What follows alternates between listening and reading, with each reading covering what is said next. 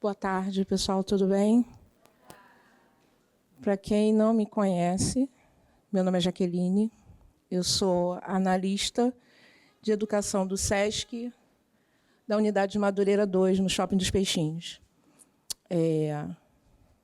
Gostaria de dar as boas-vindas a vocês, Colégio Estadual Dom Pedro I. Primeira vez de vocês aqui, sejam muito bem-vindos. Tá? Muito feliz de ter vocês aqui para esse nosso bate-papo.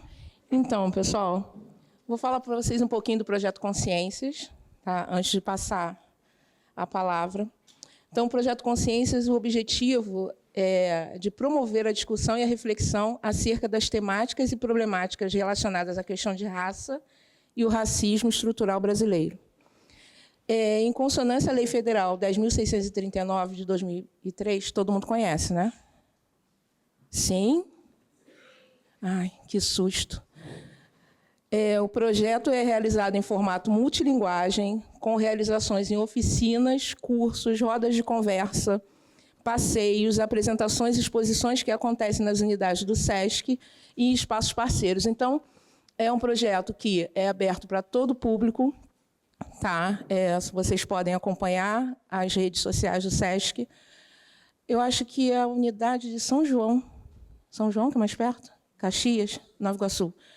Também tem atividades bacanas que vocês podem participar. O SESC é para todo mundo, tá, gente? Tem gente que acha que se não tem carteirinha não pode entrar, vocês podem acessar sim. Tá? Principalmente se estiverem uniformizados, você pode acessar para estudar.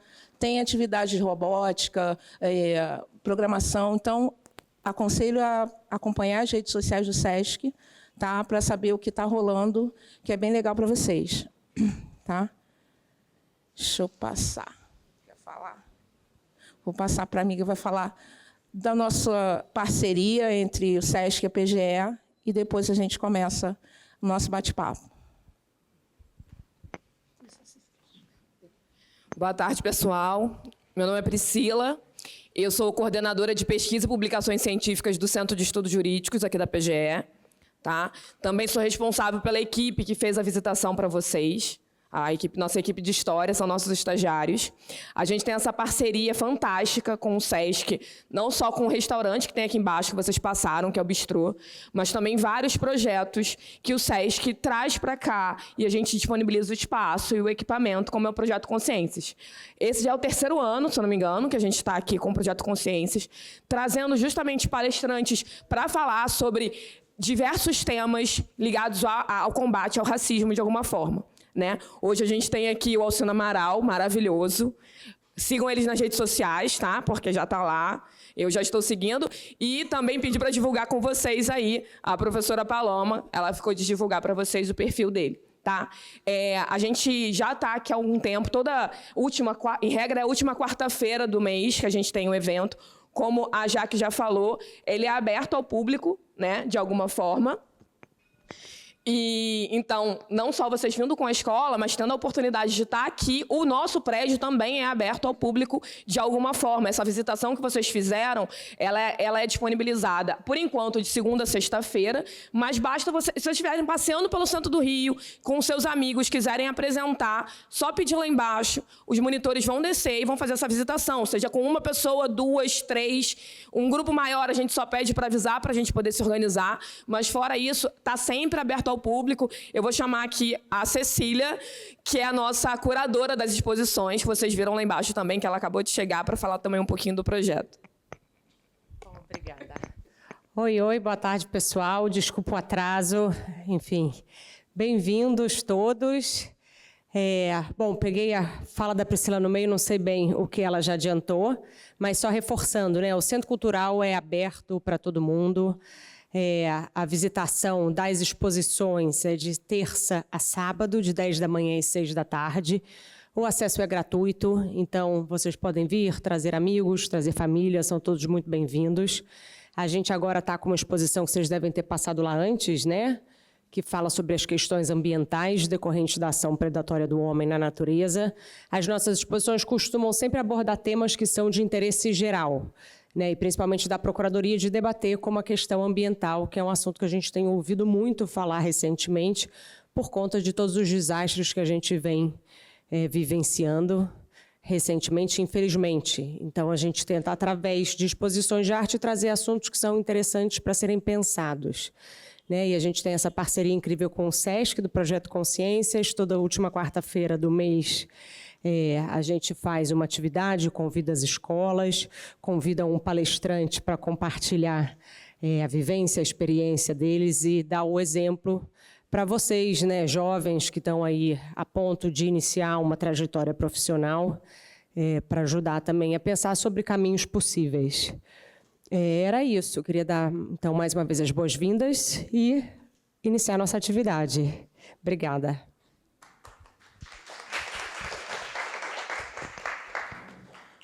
Bom, pessoal, nosso convidado de hoje é professor, mestre em História Social, ativista cultural, diretor e cofundador do Instituto Rio Memória e Ação. Do portfólio dele eu retirei o seguinte trecho. Mais do que ensinar, ele transforma realidades, levando letramentos sobre questões étnico-raciais, de responsabilidade social e governança, sempre com uma abordagem sensível e comprometida com a equidade, a educação para a liberdade e o bem viver. Por favor, recebam o professor Alcino Amaral. Obrigado, tá? Gente, tudo bem? Como estamos? Tranquilo? Primeiro, queria agradecer, né, o convite do SESC, desse projeto, que é um projeto tão importante, Projeto Consciências. Também agradecer aqui ao espaço, o Centro Cultural do PGE. É um momento de muita felicidade, um momento muito oportuno estar podendo trocar com jovens, estar podendo, enfim, dar continuidade a essa trajetória de pensar a escola, pensar o cotidiano escolar e as potencialidades desse espaço.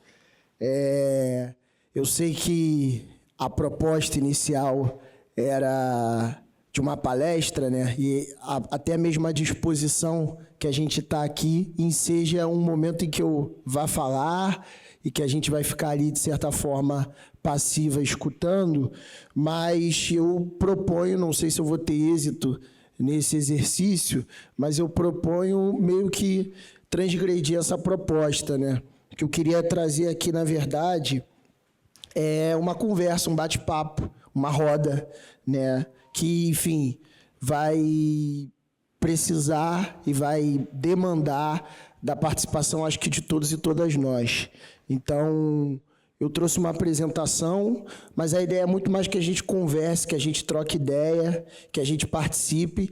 Então, eu vou pedir também a ajuda de vocês para que a gente consiga transgredir essa lógica de palestra, enfim... fico muito honrado pelo convite, mas eu estou mais no sentido de mediar uma conversa, de mediar um debate, de ouvi-los também. Eu acho que é muito importante isso, a gente aprender a partir da escuta. Então, eu preparei o título desse momento, eu pensei afrossonoridades no chão da escola, e aí eu queria começar, na verdade, com uma pergunta aqui, só para conhecer um pouquinho mais de vocês. Quem aqui gosta de música? Não importa qual estilo, não importa que tipo de música seja, quem aqui gosta de música, só para eu entender. Vou levantar a mão porque eu também gosto. Beleza? Pode levantar a mão sem timidez, pode ficar tranquilo. Então, a gente tem uma ampla maioria de pessoas que gostam de música, então o papo vai ser bom, vai ter a participação e a contribuição de muitos. A ideia aqui é eu pensar em musicalidade, mas eu optei também por falar sobre... não música, né? Eu poderia botar música negra, musicalidade negra na escola, mas eu pensei em falar de afrossonoridades. Isso tem um porquê. Eu acho que eu vou querer discutir isso com vocês e eu queria já botar essa pulga atrás na orelha. Por que eu utilizei essa ideia de sonoridade e não de música? Queria que vocês pensassem sobre isso. Dito isso, eu vou me apresentar e... a gente começa. Como a Jaque bem colocou, né, eu me chamo Alcino Amaral, eu sempre me identifico enquanto professor da educação básica. Além de professor da educação básica, eu estou em algumas outras funções, atuando momentaneamente, mas desde o momento que eu entrei numa sala de aula, a minha identidade pessoal e docente esteve atravessada por esse lugar de ser professor. É o que eu sou e é o que eu, enfim, acredito que faz sentido dentro da minha trajetória. Então, eu estou diretor e cofundador do Instituto Rio Memória Ação, que é um instituto cultural que tem uma atuação de mapeamento do território, de visitações. A gente tem um trabalho aqui na região da Pequena África. A gente faz pesquisa e faz, enfim, imersões naquele território ali desde o ano de 2018. Então, é um instituto bem maneiro, depois vocês pesquisem um pouco mais sobre. Eu estou diretor pedagógico do Rio Memória Ação nesse momento, sou um dos fundadores e tenho atuado no Instituto Rio Memória Ação nessa perspectiva educativa. Eu também, para além, enfim, da atuação no Rio Memória Ação, atuo enquanto pesquisador das culturas negras. Muito do que eu vou trocar aqui com vocês foi resultado de um trabalho de pesquisa meu. Eu fiz mestrado na Federal Fluminense e eu pesquisei um rapper de São Paulo, talvez vocês conheçam. Quem é que conhece o Rincon Sapiência? Rincon Sapiência, de São Paulo. Perfeito. Então, o Rincon ele tem um trabalho muito interessante de pensar a música rap, de pensar, enfim, a história da população preta a partir da musicalidade, e eu fiz um trabalho a partir da obra e da trajetória artística dele, e aí, a partir desse trabalho, minha cabeça meio que girou, assim, de pensar a música enquanto uma ferramenta de troca, de discussão, uma ferramenta educativa. Então, muito do que eu venho trazer aqui para vocês é resultado desse trabalho de pesquisa. Eu defendi o mestrado em 2023, e aí, a partir disso, eu comecei a desenvolver essa ideia de afrossonoridade no chão da escola, né? De certa forma, dialogar o que a minha pesquisa, enfim, no mestrado, que muitas das vezes fica muito isolada, né, nos círculos acadêmicos. Os pesquisadores produzem, fazem as suas obras, as suas teses, mas aquilo dali não transborda para outros espaços. E aí eu pensei como seria potente eu trazer isso para a minha prática, para dentro de sala de aula, para os espaços que eu circulo, para as rodas de conversas, para as rodas de samba. E aí, a partir desse movimento, surge essa ideia de pensar afrossonoridade no chão da escola. Então, o meu lugar de pesquisador também está em diálogo com quem eu sou, com essa identidade. Sou compositor, sou escritor, tenho um livro publicado de poesias, e sou compositor, tenho algumas canções já gravadas. Então, esse caminhar, né, em diferentes espaços, né, que estão relacionados à academia, à produção cultural, a manifestações culturais negras, ao chão da escola, de certa forma, caracterizam um pouco da minha atuação enquanto professor, enquanto pesquisador. Dito isso, a ideia é basicamente essa, né? Afrossonoridades, aquela questão. Afrossonoridades, música negra. Então, eu queria pensar primeiro qual a diferença entre pensar música, porque eu falei, quem gosta de música? Todo mundo levantou a mão. Se você tivesse que definir o que é música, qual palavra você definiria? O que é música? Gostei. Sentimentos, mais o quê? Pode ser um de cada vez. Sentimentos, mais o quê? Expressão, gostei. Mais o quê? Expressão, sentimento, a arte, perfeito. Alguém para completar? Ideias, beleza. E se você tivesse que definir sonoridade, o que você falaria que é a sonoridade, ou que representa a sonoridade? Todo mundo tem em mente alguma coisa quando ouve sonoridade, entende? Sonoridade tem a ver com som. Som. O que é sonoridade? Gostei. Ritmo. Mais o quê? Sensação. Mais o quê? O quê? Não ouvi. Alguém falou, alguém sussurrou alguma coisa. Ritmo, sensação. O que é sonoridade, gente? Vamos. Vou avançar, então. Se você tivesse que diferenciar música e sonoridade são palavras sinônimas? É igual, é a mesma coisa, é diferente? Eu vou reformular. Som e música é a mesma coisa? Não? Por exemplo, vou pedir ajuda a alguém. Falei que vocês vão ter que participar. Qual é o seu nome? Calma, não fica tímida, Ana Beatriz. Posso pedir um favor para você? Posso pedir? Eu vou contar 1, 2, 3. E você vai bater palma, só bater palma. Na sua frequência, do seu jeito. Você vai bater uma palma, apenas uma palma. Pode ser? Então vamos lá. Gente, Ana Beatriz está em cena. 1, 2, 3. Perfeito. Essa palma, isso é música? Por que não? Não tem ritmo? Óbvio que teve ritmo, teve uma frequência, um ritmo. Gostei da sua resposta. Qual é o seu nome? Qual? Kailane. Olha o que ela falou, não tem um ritmo seguido. Vou então pedir ajuda para uma outra pessoa, não vou ficar no seu pé a palestra inteira, obviamente. Vou pedir ajuda para uma outra pessoa. Vou pedir ajuda ao meu amigo ali, que eu estou vendo que ele está interessado. Você mesmo. Você mesmo, você mesmo. Pode me ajudar? Vamos lá. Eu vou contar de 1 até 3. E quando eu falar 3, eu vou pedir para que você bata 3 palmas. Pode ser? Pode ser? Maravilha. Qual é o seu nome? Gabriel. Vamos lá. Gente, Gabriel vai participar agora. 1, 2, 3. Gabriel. Parou. As 3 palmas do Gabriel têm um ritmo, tem uma duração, correto? E tem uma sequência. Se o Gabriel continuasse de forma repetida batendo palma, as palmas dele seguiriam um certo ritmo, correto? Então, por que não é música? O quê? Não tem letra? Gostei dessa resposta, a gente vai chegar aí. Não tem letra?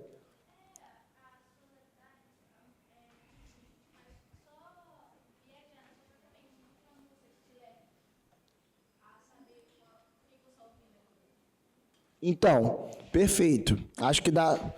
Calma, antes ele e depois você. Vai, você tinha falado sobre propósito, gostei, desenvolve isso para mim.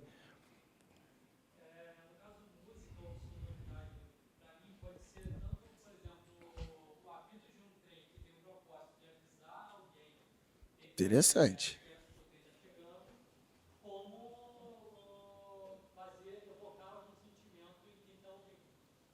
Interessante. Qual é o seu nome? Patrick. Patrick chegou bonito. Vamos elaborar isso. Kailane.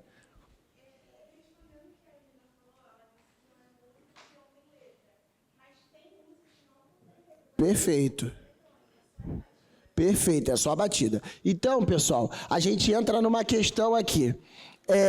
O que eu quero trazer para vocês? Isso é uma questão, eu estou trazendo uma questão que pesquisadores, doutores, pós-doutores, principalmente numa área específica da enfim, das culturas, da pesquisa sobre diferentes culturas, tem uma área chamada etnomusicologia.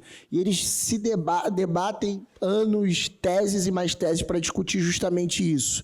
Porque a nossa definição sobre o que é música é uma definição que ela é muito construída dentro de uma perspectiva eurocentrada.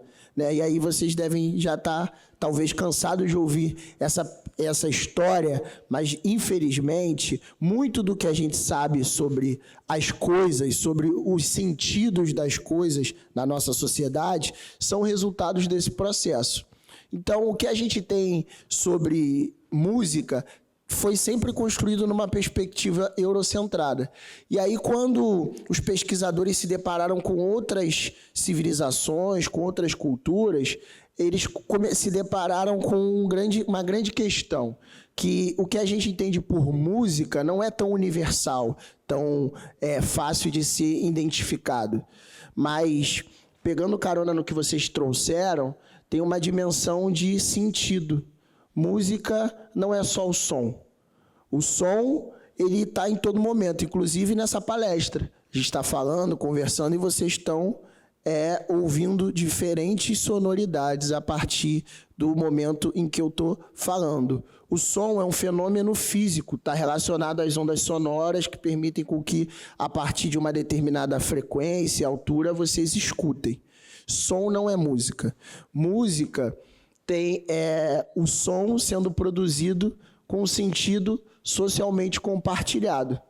Por que eu estou trazendo essa discussão? Porque muitas manifestações culturais negras vão ser julgadas nesse lugar. Vocês já devem ter ouvido? Isso não é música, isso não presta. Já ouviram essa expressão? E é interessante pensar o que é música, o que é entendido como música. E a gente vai evoluir nessa discussão. Mas, antes de evoluir, eu quero trazer uma outra reflexão. O professor de História tem que trazer reflexão, gente, desculpa. Mas qual é a ideia? Primeiro eu perguntei qual era a diferença entre sonoridade e música. Agora, evoluindo, eu quero pensar se a gente consegue compreender qual é a diferença entre música negra. Percebe que eu coloquei ali, música negra feita por, para. Se você tivesse que definir o que é música negra, música negra é música feita por artistas negros? É isso? É feita para pessoas negras? Me explica isso. Pode ser um de cada vez também. Eu sei que não é fácil, mas tenta. O que seria a música negra? Fala para mim.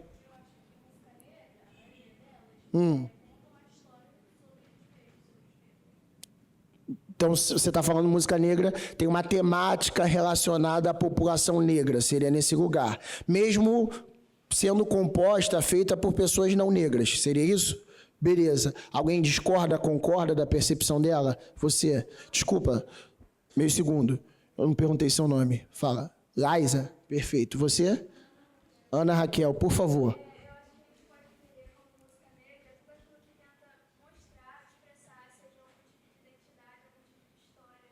Interessante. Tá, se relaciona, né? Pode continuar. E de alguma forma que possa tocar alguém que se identifique. Porque não adianta uma música contar uma história. Caramba, profundo. Então, Gostei. Eu posso tanto expressar quanto para caber no entendimento de qualquer um que possa estar interpretando de qualquer maneira. Perfeito. Eu gostei muito da sua resposta. Na verdade, da resposta das duas. Então, porque a gente pode pensar, né? Musicalidade, música negra, música feita por pessoas negras ou feita direcionada para públicos negros. Mas eu queria que a gente afinasse esse entendimento, esse contexto. E aí a gente chega nessa relação, né? Música enquanto produção sonora que traduz um conjunto de sentidos socialmente compartilhados. Então, indo para o início da minha fala, música não é só uma palma, ou não é só, enfim, um som dado sem um contexto determinado, mas se torna música a partir do momento em que a gente produz um sentido, e esse sentido, ele socialmente é constituído, ele é compartilhado. Eu gostei muito da fala dela, que ela disse, não basta só falar, as pessoas têm que entender. Ou seja, a música traz uma relação de comunicação, de mensagem, de conversa. Se você só ouve o som e aquele som ele está disperso, ele está fragmentado, esse som não é música. Não fez sentido. Agora, a partir do momento em que a gente escuta uma sonoridade e essa sonoridade ela se configura enquanto uma mensagem que afirma relações de identidade, uma mensagem que possibilita um reconhecimento da sua história, uma relação, enfim, com a sua identidade individual ou coletiva, aí a gente está caminhando para entender o que poderia ser música. Beleza?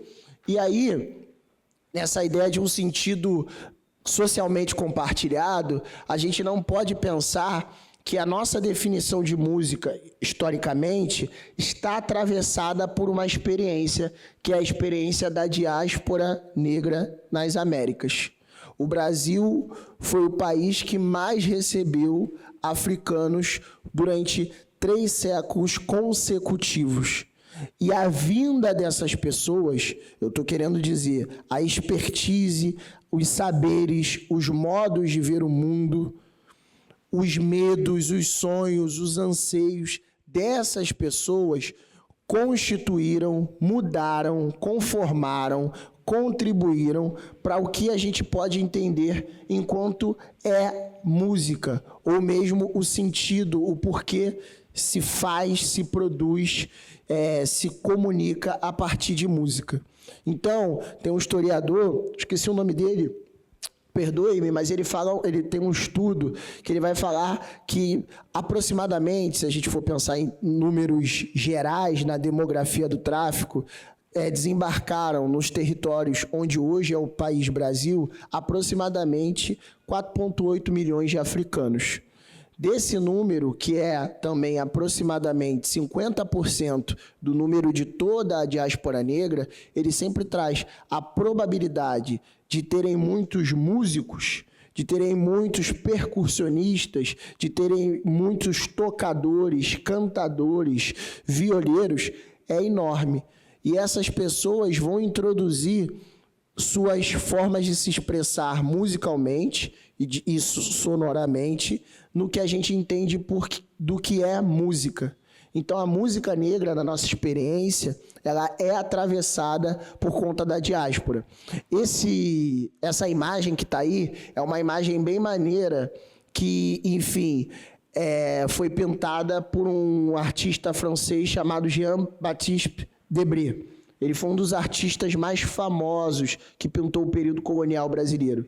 E aí é interessante que ele traduz o cotidiano de pessoas negras na cidade do Rio de Janeiro, e muitas dessas pessoas eram músicos, como eu já havia falado, e trouxeram seus instrumentos. Vocês já viram esses instrumentos na vida de vocês?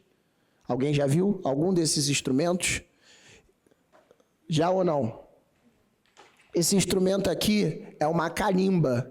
Carimba é um instrumento de origem do território africano, porque muito se falou, né, que os africanos contribuíram do ponto de vista da percussividade. Os africanos trouxeram um tambor. Isso é uma das formas de também, entendendo hoje, a gente sabe e entende a importância do tambor, mas esse discurso historicamente contribuiu por uma estigmatização, né, de que os povos que vieram do continente africano não tinham amplo conhecimento em musicalidade, não só na percussividade, mas musicalidade tonal, inclusive. A carimba, esse instrumento, é como se ele também é chamado de piano de dedos. É um instrumento melódico, não é um instrumento percussivo, que é muito presente em várias regiões do continente africano. Além da carimba, a gente tem aqui esse outro instrumento, que é uma marimba. O nome é parecido, mas são instrumentos diferentes. A marimba também é um instrumento de origem africana tonal, que, enfim, vai ser utilizado em vários pontos do continente africano, e a gente vê imagens do período colonial ele sendo representado. Então, esses saberes, esses instrumentos foram formas de comunicação, de relação de identidade, e constituíram a experiência das populações negras nas Américas. E aí, a gente chega a uma definição de musicalidade, pelo menos musicalidade negra nas Américas. A gente pode pensar que a experiência de violência, de privação nas Américas fez com que a musicalidade negra se tornasse uma tecnologia ancestral. A gente usa a tecnologia não só para o Wi-Fi, para as redes sociais, para o que é moderno e contemporâneo do nosso tempo, mas a tecnologia no sentido de tudo que, aplicado a uma certa técnica, facilita, possibilita novas relações, novas formas de viver. E aí, essa tecnologia ancestral, que é a música negra, vai fazer com que a população negra reafirme a sua vida em um contexto tão violento e de tantas privações, na vigência da escravidão e no pós-abolição. Vai fazer com que a população negra consiga possibilitar, consiga configurar formas de identidade coletiva. É justamente o que a minha amiga falou, né? a musicalidade é uma forma de se reconhecer, de se identificar, de formar redes, de trabalhar junto, de se reconhecer a partir da experiência do outro. A gente tem que pensar que a experiência do tráfico para as comunidades negras foram uma experiência de desterritorialização. Ou seja, as comunidades em África foram desterritorializadas e elas precisavam se reorganizar nesse novo território. E a musicalidade, a sonoridade, leva a gente para lugares, permite com que a gente se reoriente, se reorganize. Então, a musicalidade teve um sentido muito importante na construção da experiência das populações negras nas Américas. Então, quando eu falo que a música é uma tecnologia ancestral, é porque a música foi recurso, foi utilizada pelas populações negras enquanto uma possibilidade de reconfigurar as suas identidades. Quando a gente fala de escola de samba e você pensa que 6 mil pessoas atravessam uma avenida cantando o mesmo samba enredo, a gente está falando disso. Existe uma identidade coletiva. Eu sou Salgueiro, eu sou Mangueira. Essa é a identidade possível. Então a gente está falando justamente de como a musicalidade foi uma ferramenta e segue sendo uma ferramenta para a população negra, como o ritmo, o som organizado dentro de uma lógica, dentro de um sentido, é uma possibilidade de configuração de identidades coletivas. E mais do que isso, identidades coletivas e de articulação política. A população negra utilizou a musicalidade e os músicos e musicistas, intérpretes, como possibilidade de se articular politicamente, de lutar, de brigar por direito, por moradia, por possibilidade de acesso a determinados espaços que não foram possibilitados para a população negra. Então, música negra sempre foi política, sempre foi voltada para os interesses da população negra. E político não significa partidário. Político significa na agência dessas pessoas, do cotidiano dessas pessoas, na busca por direito dessas pessoas. Então, quando a gente fala de musicalidade negra nas Américas, a gente não pode perder essas dimensões. E aí, passando, tem uma relação, né? Isso daqui é um grande griot, um grande mestre nosso, que é o Ney Lopes. Vocês conhecem o Ney Lopes? Então, conhecem? Minha amiga fez sinal afirmativo. Conhece? Gosta? Conhece a produção dele ou as músicas? Porque ele, além de um grande intelectual, ele é músico, compositor. Fala para mim. Músicas mais ou menos. Alguém mais conhece? Ney Lopes, ou já ouviu falar? Coisas do tipo? Beleza. O Ney Lopes é um grande pesquisador das culturas negras. Além disso, o Ney Lopes é um grande compositor, enfim, um dos maiores intelectuais do nosso país. Essa é a verdade. E aí ele tem um livro que é muito bom. Eu estou, inclusive, com ele em algum lugar aqui na minha mochila. Depois eu posso até pegar. Que ele fala, é uma pesquisa dele sobre o Partido Alto. Vocês já ouviram falar sobre o Partido Alto? Alguém aqui? Já ouviu? Vamos, gente, estamos aqui, vamos, acorda. Bom dia, tudo bem? Como é que tá? Vamos. Animação. Estou acostumado, eu sou professor de educação básica. Todo dia é isso, todo mundo... Ai, gente, meu Deus. Vamos, gente. Conhecem, já ouviram falar em Partido Alto? Sim ou não? Mais ou menos. A gente vai falar hoje, então. Então, ele tem um livro falando do Partido Alto, da relação dele com o Partido Alto. E aí, nesse livro, ele faz isso. Eu vou ler porque eu acho que é importante. Ele abre aspas e fala: na tradição banta negro-africana em geral, a canção desempenha papel relevante porque um material sonoro com que ela opera tem consequências importantes, tanto no plano cósmico quanto no da atividade cotidiana.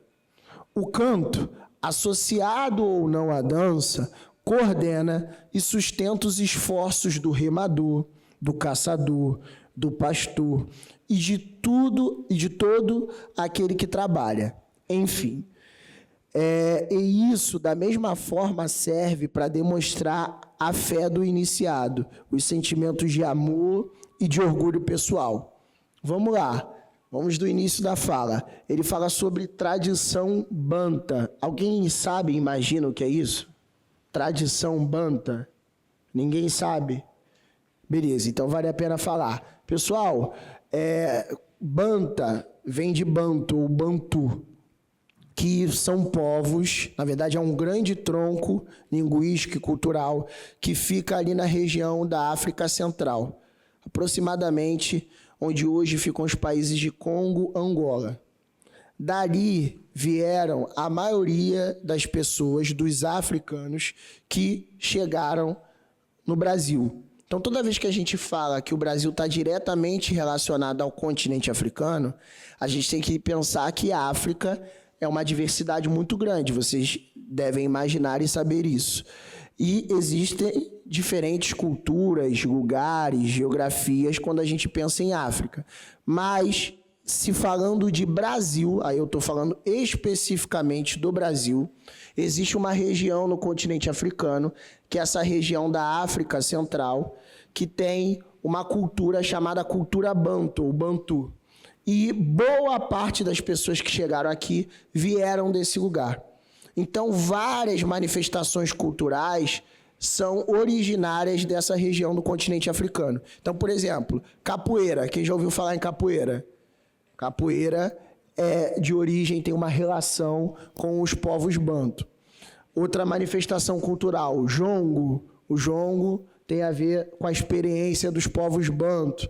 O samba tem a ver com a experiência dos povos banto. Então, várias manifestações culturais, musicais, se relacionam com esse lugar, essa diáspora específica dos povos banto ou bantu para as Américas. A Mangueira, inclusive, no ano passado, fez um enredo falando sobre isso, sobre a contribuição dos povos banto no Rio de Janeiro. Então, foi o enredo da Mangueira falando como os povos bantos contribuíram na construção do que é o Rio de Janeiro.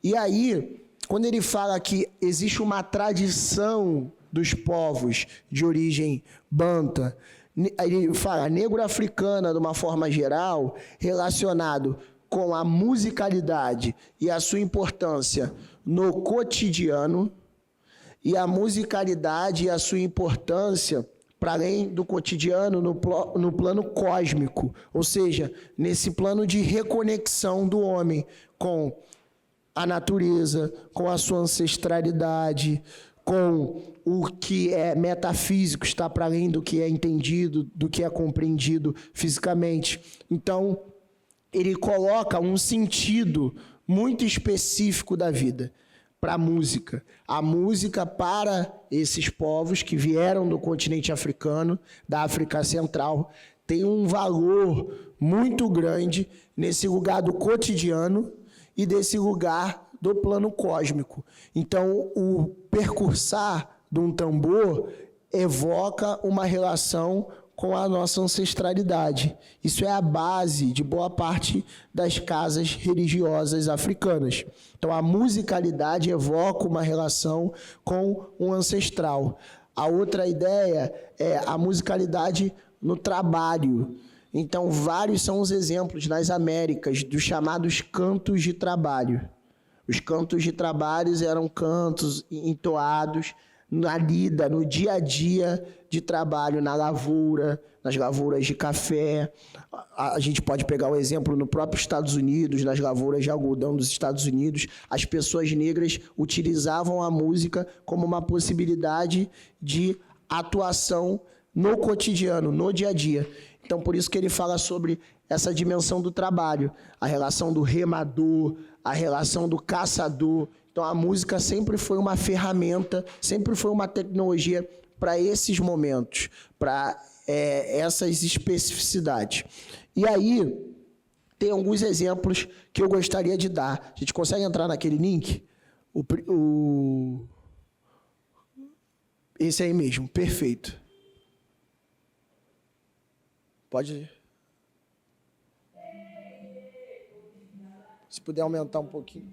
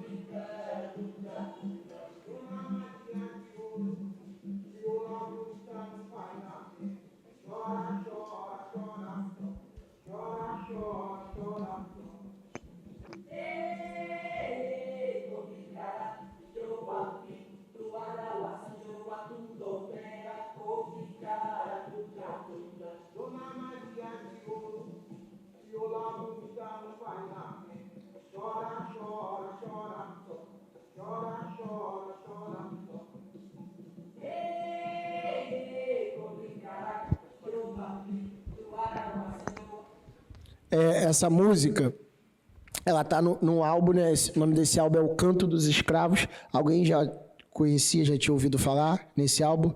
Então, esse álbum é uma preciosidade da... Vocês entenderam o que estava sendo falado? Alguém entendeu?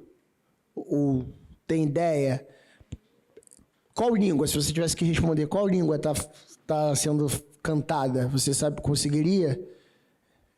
É uma língua que você conhece, não conhece? Bota mais um pouquinho, só para eles ouvirem de novo. Presta atenção nisso.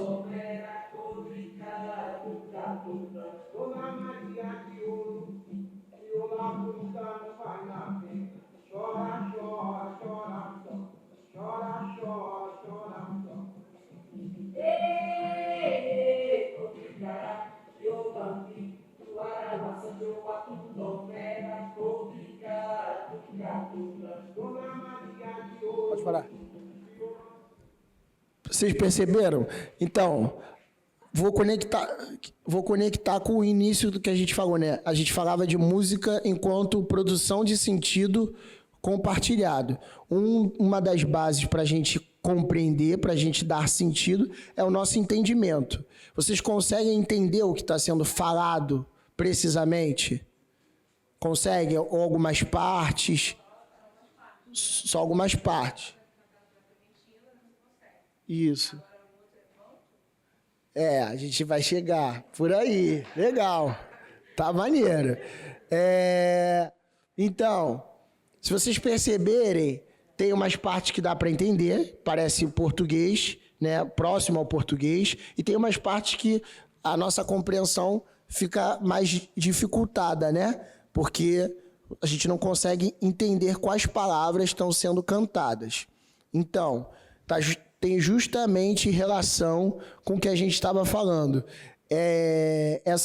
Esse álbum, na verdade, O Canto dos Escravos, ele foi produzido, se eu não me engano, em 1982, a partir de 3 grandes artistas da época, que vocês têm que saber também, que foram Clementina de Jesus, Geraldo Filme e Tia Doca. Geraldo Filme é um sambista de São Paulo, Tia Doca e Clementina de Jesus aqui do Rio de Janeiro. Eles se reuniram e fizeram uma releitura de cantos de trabalho da região das Minas Gerais. Então, vários cantos que os africanos, na sua maioria, africanos da região do centro-oeste africano ali, então africanos de origem banto ou bantu, eles entoavam esses cantos. E aí eles reconstituíram como é que eram esses cantos, que eram justamente uma mistura de um português arcaico, imagina um português do final do século XIX, não é o nosso português de hoje, a língua portuguesa vai se modificando bastante, né, ao longo dos anos, um português arcaico com línguas banto. Eu falo línguas banto porque banto é um tronco linguístico, né? E várias línguas a partir disso. Então tem o quimbundo, tem o umbundo, que são línguas de origem banto. Diferentes grupos falavam diferentes línguas dos povos banto. E aí eles fizeram um álbum todo com esses diferentes cantos de trabalho. O nome desses cantos de trabalho eram vissungos. E esses vissungos vão sendo cantados e entoados no decorrer do álbum. Então, é muito interessante porque a gente consegue perceber várias características da musicalidade negra, mesmo sem necessariamente entender o que está sendo dito de forma precisa. E é isso que eu queria chamar a atenção aqui para vocês, né? A gente primeiro começou falando sobre o que é música e o que é sonoridade. Depois a gente avançou e pensou o que é música negra, né? E entendemos como a diáspora negra define ou marca o que pode ser música negra na nossa experiência contemporânea. E aí, para fechar, a gente queria, na verdade, eu penso, né, que a musicalidade negra, ela tem algumas características que são interessantes, que a gente pode pontuar. E aí isso, obviamente, eu estou afirmando a partir de vários autores, vários intelectuais que se debruçaram para pensar o que é musicalidade negra. Isso daqui são algumas ideias, alguns conceitos que a gente pode pensar, mas existem vários, né? Vários outros que a gente poderia também pensar para definir o que é musicalidade negra. E aí percebe, eu não estou falando só de samba, eu não estou falando só de funk, só de rap, que são musicalidade negra. Estou pensando numa visão bem ampla, né? Do que poderia ser, do que poderia caracterizar musicalidade negra. Isso é musicalidade negra. Tem um exercício que eu gosto de pensar. Imagina que você fechou os olhos, você não está vendo de onde vem o som, nem quem está executando, nem quem é o grupo, mas quais são as características, a partir do que você está ouvindo, que afirmam você a dizer, isso é musicalidade negra, ou isso é influenciado pela musicalidade de pessoas negras. Eu acho que esse é o exercício. E aí, tem uma característica, o canto responsorial. Aí você deve estar pensando, nossa, esse cara fala difícil pra caramba. Canto responsorial, pelo amor de Deus, o que tem a ver com isso? Gente, pergunta e resposta. Então, eu falo e você responde. Isso está muito presente no universo das musicalidades negras. Vocês sabem disso e escutam isso a todo momento. Tem vários exemplos que a gente pode pensar, mas eu trouxe um para vocês. A gente consegue botar aqui o segundo vídeo. Não. É a outra. Esse aí mesmo. Obrigado. Ó. Vocês já ouviram capoeira? Conhece?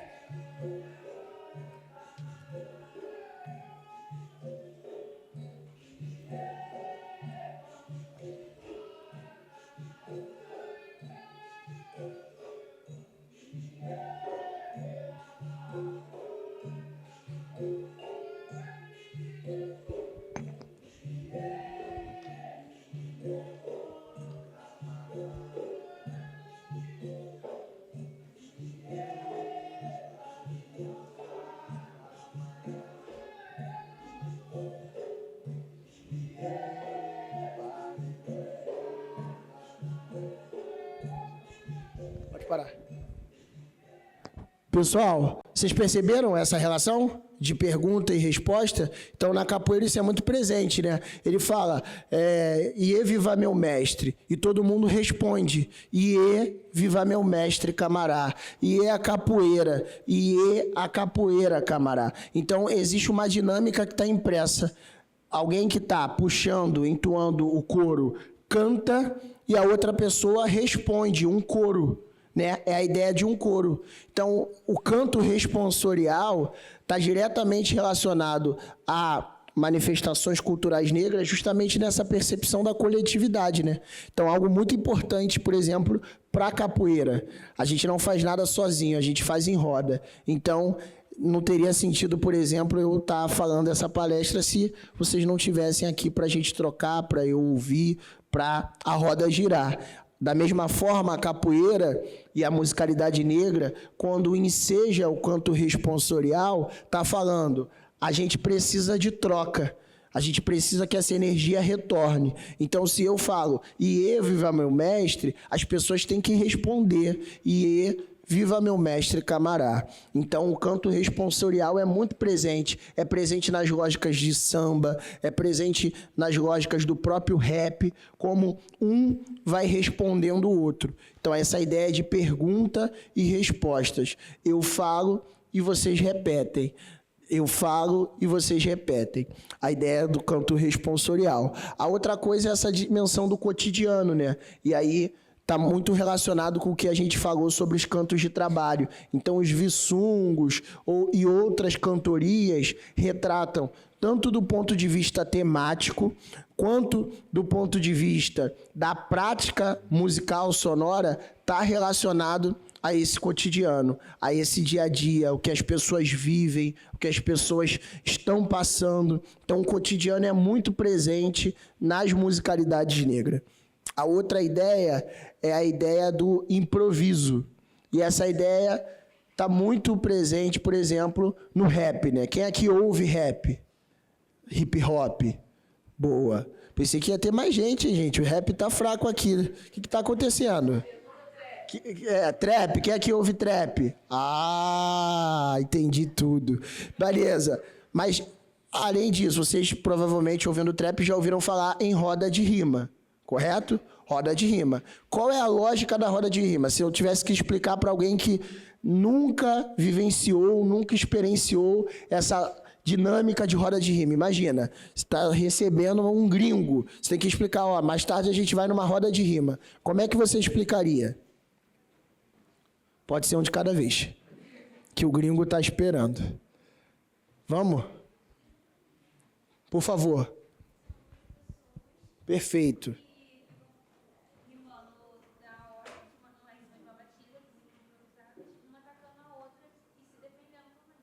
Perfeito, uma atacando a outra, se defendendo. Às vezes tem um tema, às vezes não tem, correto? Mas qual é a lógica, esse ataque? Dá para eu chegar, anotar, escrever no meu caderno e ir lá para a roda de rima? Dá?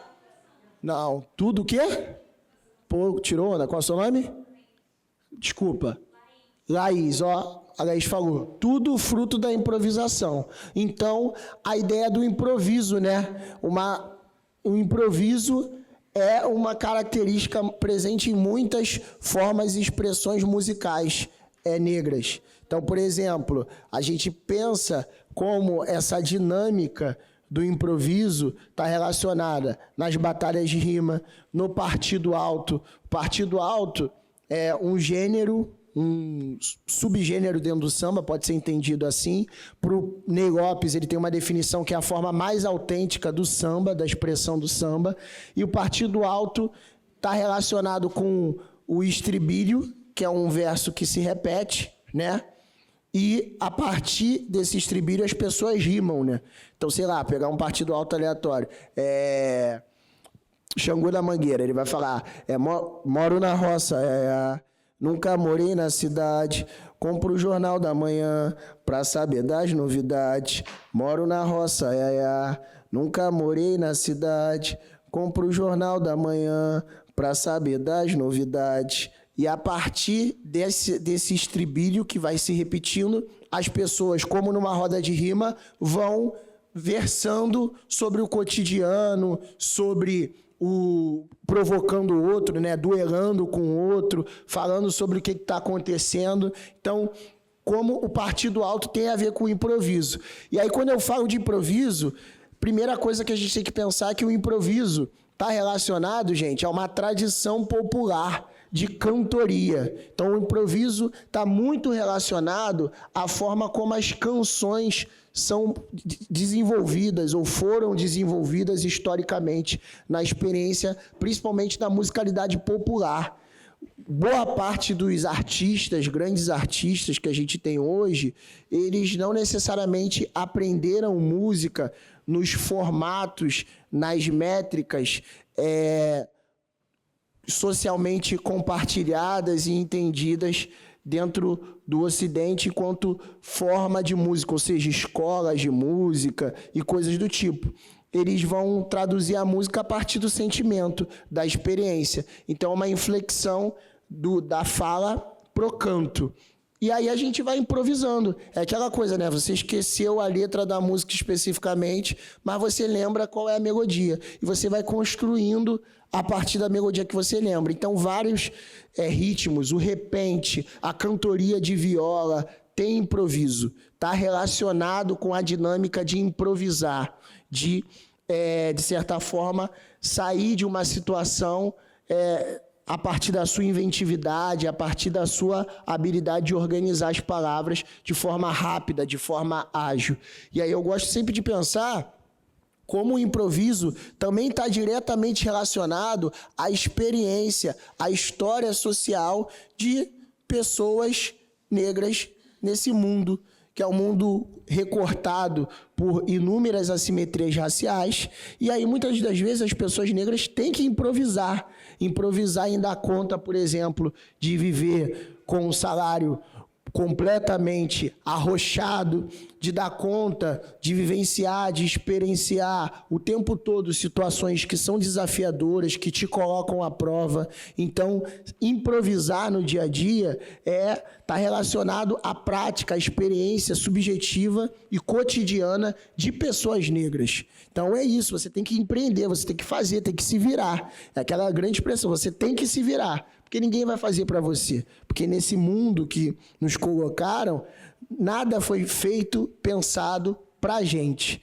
E a gente teve que se virar desde o dia 14. Vocês sabem quando, né? 14 de maio. Dito isso, o improviso é uma característica importante da musicalidade negra. Por fim, a gente pode pensar na ideia da estética, né? O Stuart Hall, que é um intelectual caribenho, ele quando vai definir musicalidade, ele vai falar assim, cara, uma coisa muito importante para a construção do que é musicalidade preta, do que é música negra, na música negra, a estética não é uma simples casca. Quando eu falo estética, eu estou falando de recurso visual. Então, por exemplo, quando eu assumo que eu vou dar uma palestra e eu vou vir arrumado, sei lá, da forma como eu estou passando um discurso. Eu poderia vir com uma outra vestimenta, com outro estilo, com, enfim, uma outra forma de me comunicar. Mas a minha visualidade comunica algo para vocês, assim como uma outra visualidade vai comunicar outra coisa. Então, a estética sempre esteve presente na construção narrativa dos músicos, do que eles querem passar. Então, tem vários exemplos, né, que a gente pode dar em termos de estética. Por exemplo, desde lá, né, a gente pega 2 álbuns clássicos, mas principalmente esse daqui, que é a Arte Negra, de Wilson Moreira e Ney Lopes, né? A importância da capa na construção estética da mensagem que eles estão passando. Esse é um álbum que vai trazer canções, sambas clássicos, então a presença do tambor relacionado, e sambas clássicos muito oriundos, enfim, da expertise do Wilson Moreira, das canções do Vale do Paraíba. Então está relacionado também a essa estética do samba, e o samba oriundo, fruto dessa tradição rural negra. E para trazer modelos mais contemporâneos, né, que vocês provavelmente conhecem, a gente tem um recente álbum da Lineker, né, que vai falar de diversas experiências subjetivas dela, e a gente percebe como a capa tem uma estética muito forte, né? Da mesma forma, o álbum Mundo Manicongo do Rincon Sapiência, né? Como as capas contam histórias pra gente, dizem sobre determinada forma de se posicionar, de se colocar. Então, essa capa eu analisei no meu mestrado, e aí a gente vê como ela tem várias expressões de um universo, principalmente o universo do afrofuturismo, né? Ele está relacionado a essa estética. E aqui a MC Carol, né, que tem um funk muito bom, chamado Não Foi Cabral, que inclusive eu passo em sala para meus alunos, e é interessante que quando ela lançou esse single, ela lançou com essa construção estética, né? Eu achei bem interessante estar relacionado, pensar também a subjetividade dela enquanto uma mulher negra, gorda, fazendo funk, tendo, enfim, sendo uma referência, um destaque de comunicação com a juventude. Então, do ponto de vista da estética, essa construção imagética, visual, sempre foi muito importante para esse movimento das pessoas negras se comunicarem a partir da música. Então, o que a gente vê, né, a gente grava muito as imagens, né? Então, a gente grava vários retratos ao longo da nossa caminhada, como isso está completamente atrelado com musicalidade e com a musicalidade negra. A gente vai para algumas possibilidades, né, que aí seria mais ou menos traduzir tudo isso que a gente discutiu, né, música, sonoridade, música negra, as principais características da musicalidade negra, como a diáspora e a experiência do tráfico atravessaram essa definição do que é a música negra, pensar como ver isso, como trabalhar com isso, como pesquisar sobre isso dentro do espaço escolar. E aí eu acho que tem algumas possibilidades. Todas essas fotos aqui são fotos de trabalhos que eu desenvolvi e algumas das minhas experiências assim em prática em sala de aula.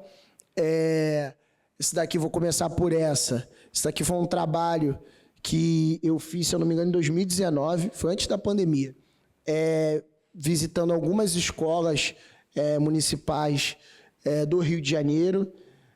Dentre dessas escolas, a gente visitou escolas municipais que tinham trabalhos muito consistentes com música sendo desenvolvido.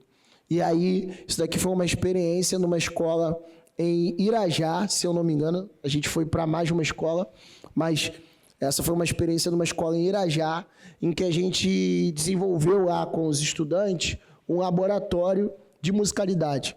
Então, tem a ver com isso. Aqui foi o início de uma atividade, a gente estava pensando a roda enquanto esse valor civilizatório afro-brasileiro, como a Zoilda Loreto da Trindade sempre colocou, a roda enquanto possibilidade de organização.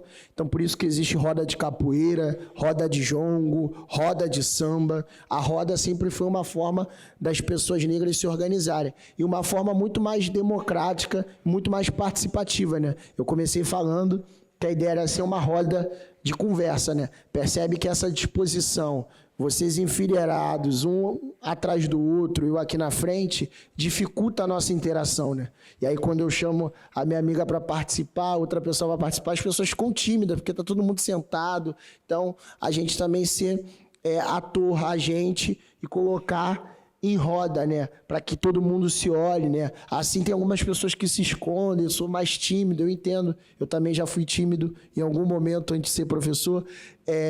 E aí a gente vivencia essas experiências, mas na roda todo mundo se observa, todo mundo se olha, troca axé, troca energia. Então a roda é um valor. E aí essa atuação a gente estava fazendo, pensando a roda para pensar a música negra e para pensar novas formas de produzir conhecimento, produzir saber.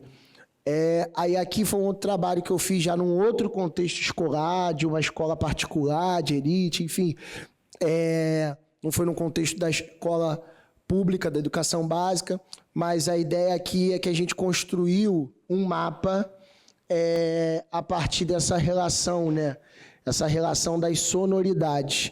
Então, a gente construiu um mapa, e aí cada mapa se conectava com o continente africano a partir de um toque, de um ritmo. Foi um trabalho que os estudantes se apropriaram e tiveram que entender como em cada região do nosso Brasil, em como cada região do nosso país, a gente consegue perceber um diálogo, uma comunicação com o continente africano, e menos essa ideia de África geral, sem precisão, sem particularidade, sem especificidade, e mais uma ideia de diversas Áfricas, né? Então, como essas Áfricas conversam e como a gente pode se conectar experiências que ocorreram e ocorrem no continente africano até a experiência da diáspora nas Américas na contemporaneidade. Então, por exemplo, o Ijexá, que é um toque característico, talvez vocês, com certeza vocês já ouviram, ele está relacionado com uma região do continente africano muito específica. Outros toques, como a cabula, estão relacionados a uma outra diáspora. Então, fazer esse mapeamento, né, do som como o som informa um território sonoro, como o som se articula com uma territorialidade e dentro dessa dada territorialidade existe história, existe protagonismo, existem pessoas que a gente não pode apagar, que a gente não pode invisibilizar. Então, esse trabalho foi um trabalho maneiro de mapeamento, e aí eu estou falando assim, vocês devem estar pensando, pô, foi quase um doutorado, né? Quem foi que fez? Uma pesquisa? Não, foi o 7º ano mesmo que fez, e o 7º ano faz brilhantemente, é só a gente ter muita paciência. Além disso, aí aqui um outro trabalho maneiro também, que tá, essa imagem está relacionado a um trabalho que eu fiz no primeiro dia de aula, que eram com fontes históricas, e aí eu trouxe várias materiais, várias fontes, assim. Minha ideia, eu queria trabalhar o conceito de fonte histórica como um vestígio, um fragmento do tempo, e aí eu trouxe alguns materiais relacionados à musicalidade. E aí é muito interessante ver como a musicalidade enseja esse corpo, né, essa corporeidade, que a Zoiuda também falava que era um outro valor civilizatório nosso. Como quando você traz, por exemplo, um pandeiro em sala de aula, a sua aula vai mudar, porque as pessoas vão bater no pandeiro. E isso tem a ver com o corpo. E aí não dá para pensar a musicalidade, a experiência sonora de pessoas negras nas Américas sem pensar no corpo.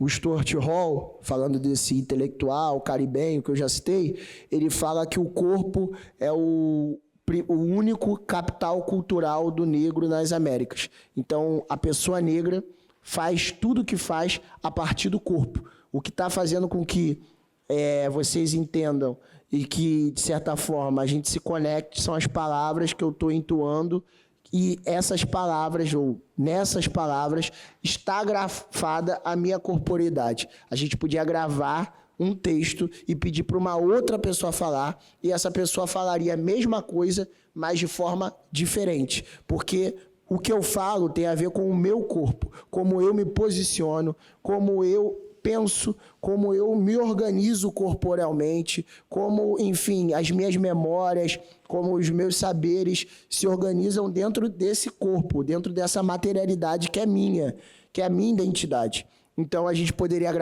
gravar esse mesmo texto, botar uma outra pessoa para falar e seria completamente diferente, porque a gente está falando de corpos diferentes. Então, o corpo e a corporeidade é um valor nosso, que ninguém pode tirar. Podem nos escravizar, podem nos prender, podem nos matar, mas o nosso corpo ele vai seguir livre.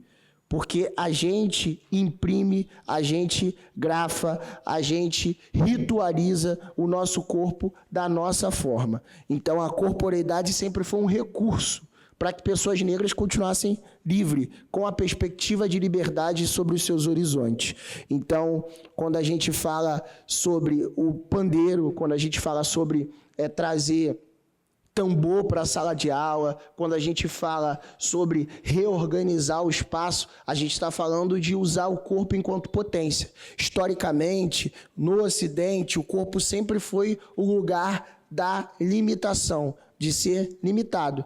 Então, o que é uma sala de aula organizada? É isso. Vocês parados com o corpo assim, de forma passiva. Ninguém se mexe, no máximo o celular de vez em quando, para não desrespeitar muito, e cada um fica na sua. Entretanto, pensar a sala de aula enquanto um outro lugar, né? Enquanto um lugar também de potencializar esses corpos. Então, por que a gente não pode produzir conhecimento de pé? Por que a gente não pode produzir conhecimento dançando, cantando? Por que a gente não pode produzir conhecimento se movimentando nesse espaço? E aí a gente pode pensar, de fato, isso vai gerar caos, de certa forma, né? Como é que alguém vai falar, alguém vai ouvir?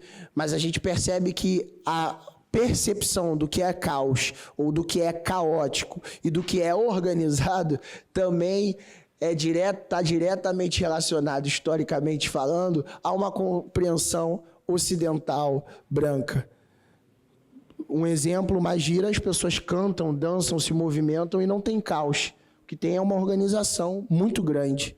Então, a gente também tem que pensar como os nossos corpos podem produzir, podem grafar saberes, inclusive, nesses espaços.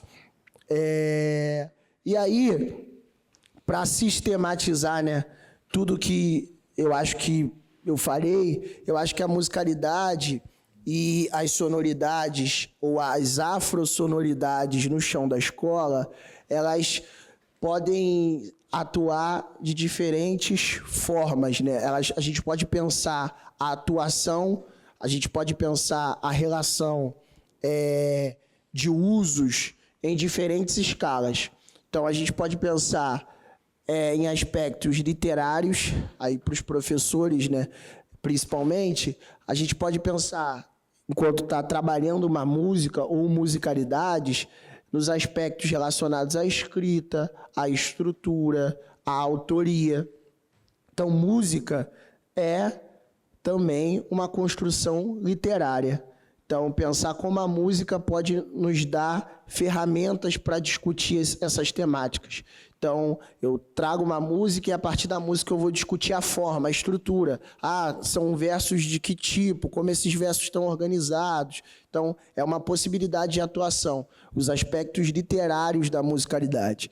A outra coisa, como eu falei, pensar esses aspectos estéticos, né? Então, a visualidade, as artes plásticas, como essa música produz imagem. Então, é uma outra possibilidade de ação, de atuação, quando a gente está falando de música. Então, como a música produz imagem, a gente pode fazer uma releitura de uma capa de um disco. A gente pode aprender de diferentes formas com a música no chão da escola. A outra coisa é a história social, né? A conjuntura das manifestações, então qual a história daquela música, o que estava acontecendo no Brasil naquele período, aí voltando muito para a minha área, né? Eu tenho que puxar a sardinha para a minha área, porque os historiadores são os melhores desse país. A conjuntura das manifestações, as disputas sociais, os debates, quais valores estão em voga, enfim, dá para pensar vários exemplos de trabalhar com música na perspectiva histórica, né? A biografia dos compositores, a trajetória pessoal, artística desses compositores, músicos, artistas. Então, dá para fazer uma série de projetos, dá para fazer uma série de atuações no chão da escola e em outros espaços educativos, pensando música nessa perspectiva. E ali, para finalizar, os aspectos físicos e matemáticos, né? Eu sempre brinco. Eu tenho trabalhado também atuando em escolas, né? Fazendo letramentos, conversando muito com professores sobre como a gente pode trabalhar com musicalidade negra nas escolas. E aí sempre os professores que são mais intransigentes, que são mais receosos ao uso da musicalidade, são os professores. Eu não tenho nenhum problema, caso tenha algum professor de exatas aqui, tá, gente? Eu adoro gente de exatas, inclusive minha mãe e meu pai são professores de matemática e física, mas são os professores de exatas que têm dificuldade, porque falam que não tem como usar, não tem como fazer, é muito difícil, tem que dar conta do currículo, matemática não tem nada a ver com isso, são essas as coisas que são ditas. E aí é interessante pensar como a gente começou a falar que música é som organizado, de certa forma. E som é um fenômeno físico. Som é um fenômeno físico. Qualquer físico estudou ondas sonoras na faculdade. Ondas sonoras é o resultado disso que está acontecendo aqui, que as minhas cordas vocais estão vibrando, a partir da vibração das minhas cordas vocais, o ar está sendo deslocado, esse deslocamento do ar produz ondas que têm determinadas alturas e durações. A forma dessa onda sonora produz um DNAzinho que nos seus ouvidos faz algum sentido. Então, isso é o que a gente está fazendo. E a musicalidade é resultado desse fenômeno, que é um fenômeno físico, puramente físico. Então, se a gente quer trabalhar com música numa perspectiva mais exata da coisa, a gente pode pensar as ondas sonoras, a gente pode pensar também a organização, enfim, da musicalidade do ponto de vista tonal, harmônico, que aí é muita também matemática. Então, a gente tem como possibilidade de atuação essa abordagem mais física, mais da estrutura harmônica, mas da estrutura sonora. Então, essas são algumas possibilidades de atuação. E aí a gente se encaminha para o fim. Agradeço novamente pelo convite. Obrigado ao SESC Madureira 2. Obrigado ao espaço do Centro Cultural da PGE. Obrigado pela escuta de todos e todas as contribuições. E aí, se vocês tiverem qualquer dúvida, qualquer, enfim, percepção, qualquer contribuição, também estou aberto para isso. Obrigado, gente.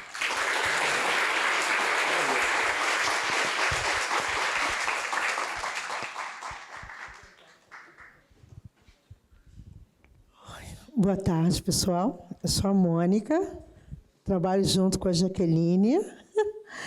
Ela está vendo. Alguém tem uma pergunta para o Alcino? Momento agora, gente. Eu não acredito que ninguém tenha uma pergunta, não tenha dúvidas. Pode fazer, Ninguém vai perguntar nada, professoras? Eu não acredito. Ninguém tem Quer? professor? Pode falar. Muito bem. Queria perguntar, mais sobre como ele chegou à decisão de que ele seria historiador, como ele decidiu qual seria a formação dele.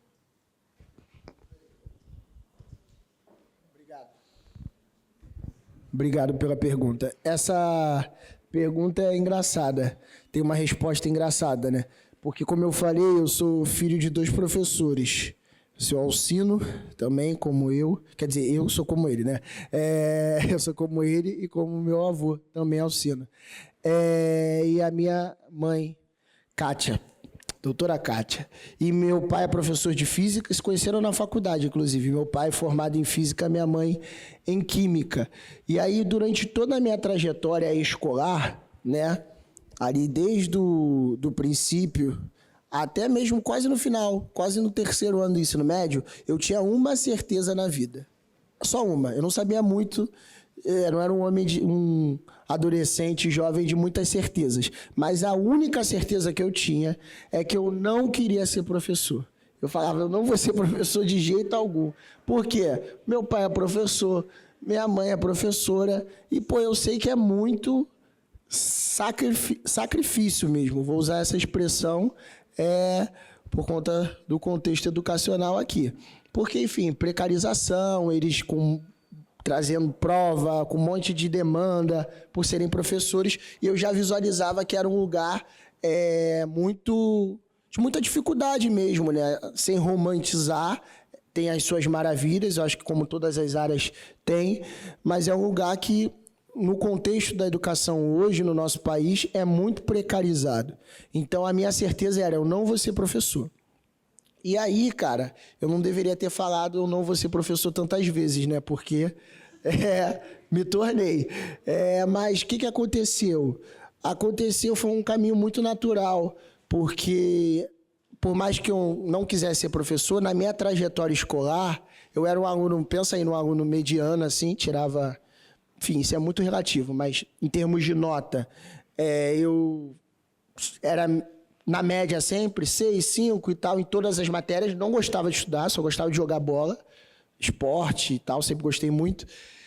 Então, era mediano em tudo. Mas tinha uma matéria, ou algumas matérias, que eu era muito bom sem fazer nada. Tipo assim, eu sentava, ouvia, tirava 9, 10, que era história e geografia. Então, história e geografia, eu não sei o que acontecia, que eu... só sentava na aula, minha mãe falava, tem que estudar, tem que... Eu falava, não vou estudar para nada. Não estudava para nada. Ficava na média em tudo, 5, 6, 5, 6. História e geografia era 9, 10, só ouvindo a aula. Aí eu entendi que eu tinha uma facilidade nessa linguagem, né? E aí segui, mas falei, não, vou ser professor. Aí me formei, fui fazer sociologia. Eu falei, vou ser sociólogo, né? Sei lá, não quero ir para a área da sala de aula, da docência, vou ser sociólogo. Aí fiz sociologia, e nisso que eu fiz sociologia, eu comecei a trabalhar num pré-vestibular social, ajudando, enfim, as pessoas a se preparar para o Enem, coisas do tipo. E aí não teve jeito. Comecei a explicar para as pessoas, aí as pessoas falavam, nossa, você explica bem, eu entendo. Aí eu explicava, aí essa relação, quando eu vi, eu falei, eu quero ser professor. Aí, daí diante... é isso, estou aqui. E aí saí de sociologia, fui para história, aí educação. Aí entrei de cabeça na educação, estou até hoje dando aula. É basicamente isso. Não sei se respondi. Foi? Mais alguma? Alguém tem mais alguma? Claro.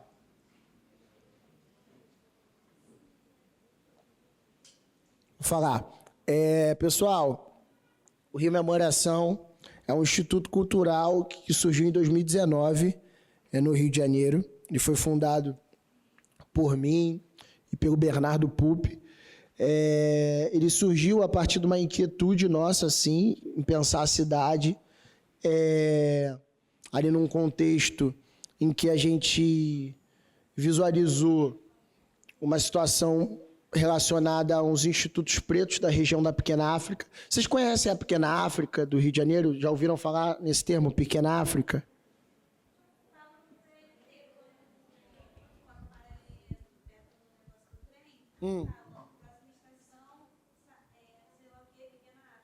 Perfeito. Você já foi? Visitou? Já? Nunca? Então, temos que visitar, fazer uma visita de todo mundo aqui para lá. Qual é a Pequena África, gente? É um território da nossa cidade? Na verdade, a Pequena África é o Rio de Janeiro todo, né? O Rio de Janeiro tem várias pequenas Áfricas, mas tem uma região do Rio de Janeiro específica que fica ali próxima à zona portuária, Praça 11, que é uma região em que existe uma presença histórica de cultura material e imaterial negra muito forte, e o Cais do Valongo, que está ali inserido na Pequena África, ele foi o maior porto de africanos escravizados das Américas. Então, a gente tem no nosso país, no nosso estado, na nossa cidade, localizado na zona portuária, o maior porto de africanos das Américas. Para que vocês tenham ideia disso, ele é reconhecido internacionalmente quanto patrimônio da humanidade, de memória sensível. Esse título a ONU deu, e é um título equiparado a, por exemplo, os campos de concentração ao final da Segunda Guerra, é comparado também às cidades de Hiroshima e Nagasaki, que foram bombardeadas. Então, a gente tem um patrimônio da humanidade na nossa cidade, e muitas das pessoas nem sabem disso ou nunca nem visitaram. Isso é resultado de muita invisibilidade, de muito apagamento da história negra. E aí, no ano de 2019, alguns institutos pretos da Pequena África, entre eles a Casa da Tia Ciata e o IPN, foram convidados para participar de um debate, um seminário internacional de cultura negra em Washington, porque estavam na Pequena África, sendo que eles não tinham recursos financeiros para ir. Pediram ao governo federal, à época era de um presidenciável muito difícil que nós tivemos no nosso país. Obviamente, não foi possível com que esses institutos fossem. E aí, o meu sócio, Bernardo Pupi, meio que ficou a par dessa história e meio que se indignou, né? Falou, caramba, como que um Instituto Preto do Rio de Janeiro foi chamado para uma conferência internacional e não vai porque não tem recurso? E nesse mesmo momento, um outro museu ali da região da Portuária tinha recebido milhões de recursos para ser idealizado, feito, projetado. Então, tinham muitas assimetrias. E aí ele pensou numa ação. Ele é uma pessoa muito influente no ramo empresarial, executivo. E aí ele pensou numa ação para que trouxesse pessoas que trabalhavam ali na região da Pequena África. Tem várias empresas ali da região da Pequena África, dentre elas a L'Oréal. Já ouviram L'Oréal? Tá, um monte de produto de beleza. Fica muito próximo muito próximo não, fica na Pequena África, de frente para o Cais do Valongo. E aí ele fez uma ação para mobilizar recursos para que esses institutos fossem para esse seminário em Washington, isso em 2019. E aí a gente se encontrou, à época eu estava no final da graduação, acho que era, no final da graduação em História, e eu já fazia uma pesquisa ali no território. Ele falou, cara, eu vou fazer uma ação para angariar esses recursos, que a gente está vendo que é algo que é preciso. Você topa ministrar aula, eu já fazia algumas aulas ali, algumas imersões, aulas abertas, públicas. Aí eu falei, beleza. Aí ele falou, eu vou trazer 100 pessoas. Eu falei, 100 pessoas? Como é que ele vai trazer 100 pessoas? E, de fato, mobilizou, né, muitas pessoas de empresas ali da região. A gente abriu uma vaquinha e foi uma ação idealizada ali para conseguir esses recursos para os institutos viajarem. Como foi possível, os institutos foram representando o Brasil nessa discussão da diáspora negra nos Estados Unidos, e a partir daí surgiu a ideia do Rio Memória Ação, que era só fazer uma ação para que esses institutos fossem.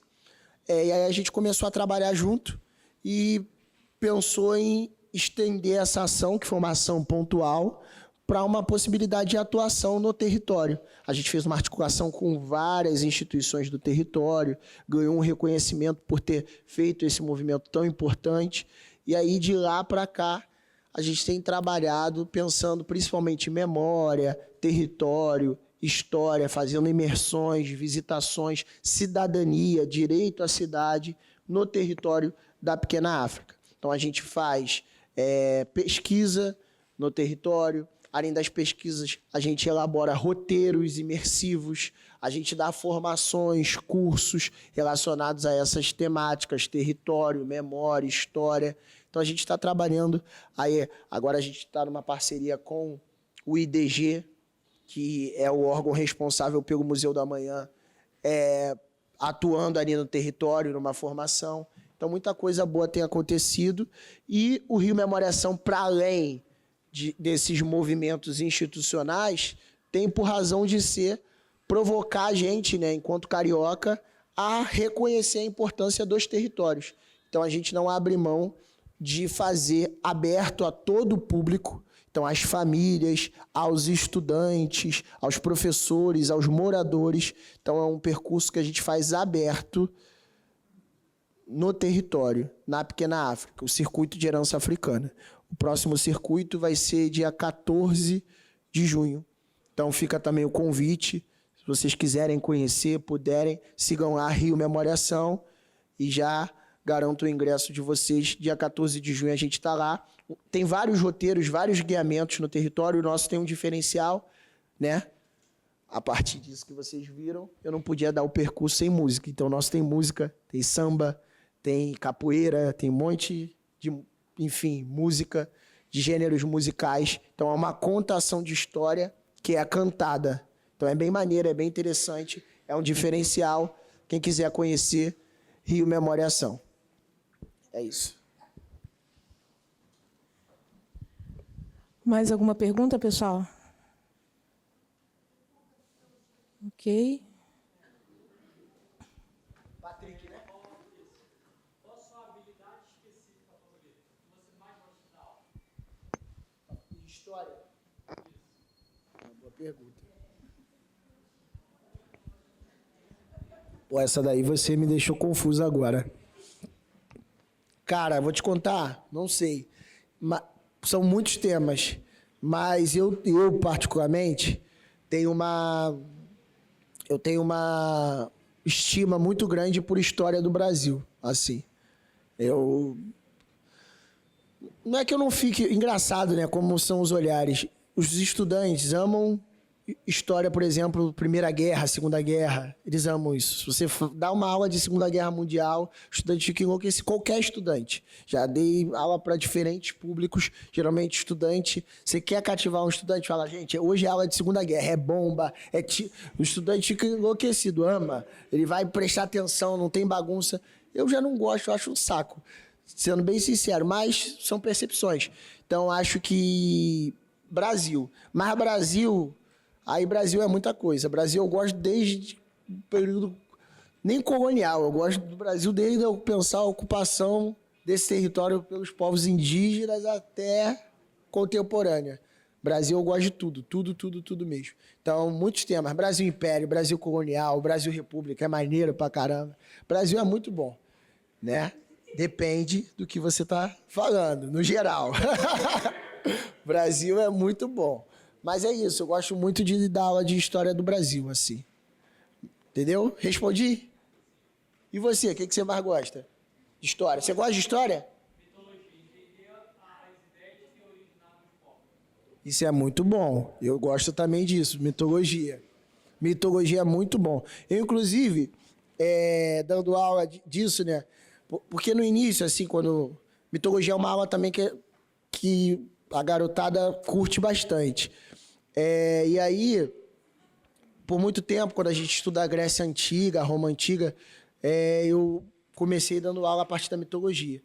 Tem uma relação, tem uma pesquisa, um historiador, que ele tem uma provocação falando assim, sobre os gregos e os romanos. Ele fala, acreditavam os gregos nos seus deuses, e aí ele faz toda uma provocação sobre a representação que a mitologia significava na Grécia Antiga ou na Roma Antiga. Aí, baseado nisso, eu dei uma aula, uma vez de mitologia, obviamente puxando sardinha para o universo que eu partilho mais e conheço mais, fazendo uma relação, não uma comparação desmedida, mas uma relação entre as divindades mitológicas greco-romanas e os deuses orixás, né, do candomblé. E aí foi uma aula eu pensei que seria uma aula que não seria bem recebida por conta da intolerância religiosa do nosso tempo, e foi muito bem recebida. Foi tipo assim, super participação dos estudantes, foi bem maneiro. Então é um tema que eu também curto. Mais alguém, gente?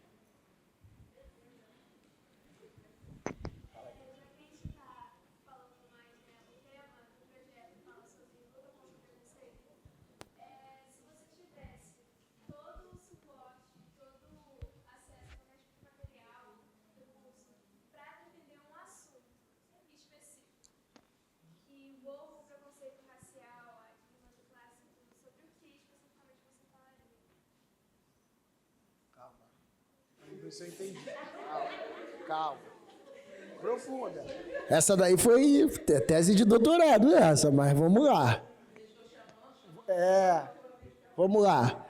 Se eu tivesse possibilidade, vamos ver se eu entendi, de acesso a qualquer material para defender um ponto de vista, assim, em relação à população negra, o que eu defenderia?